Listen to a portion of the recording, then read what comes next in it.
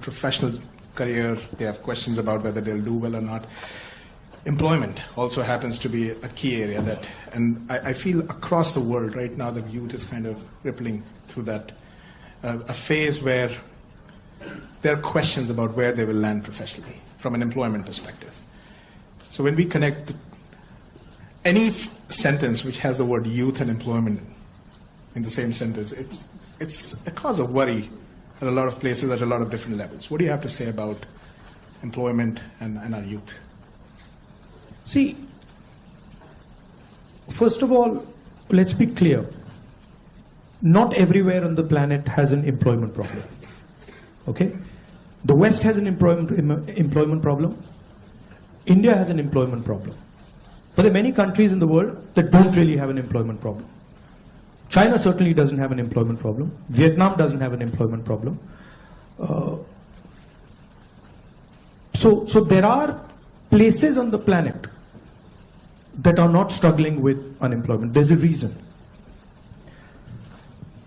If you look at the United States in the 1940s, 50s and 60s, they were the center of global production.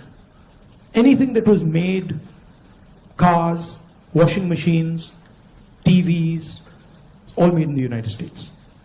Production moved from the United States. It went to Korea, it went to Japan, eventually it went to China. And if you look today, China is dominating global production. You go to India, you look at the phones, you look at the furniture, you look at clothes, you'll see on the back, made in China. That's a fact, right? So what has happened?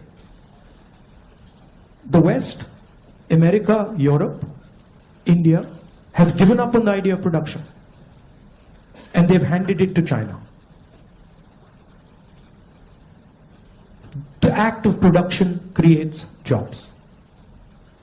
What we do, what the Americans do, what the West does, is we organize consumption. Okay? Uber is organizing consumption. Okay? Foxconn is organizing production. Mahindra organizes production. Bajaj organizes production. These are the guys who create the jobs. And that is the problem. You're never going to employ India using IT, using consumption. It's not going to happen. So India has to think about the act of production and organizing production.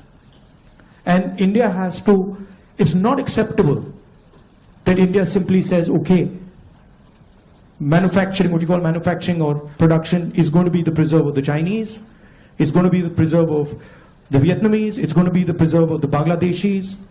Right? Bangladesh completely outcompetes us in textiles. Regardless of the problems they're facing right now, they wiped us off. They wiped us clean in textiles. Right? So we have to reimagine how to produce in a democratic environment. Until we do that, we will face high levels of unemployment. And frankly, it's not sustainable. So you're going to see that if we carry on down this path of forgetting about manufacturing, you're going to see massive social problems coming in India and in the United States and in Europe, right?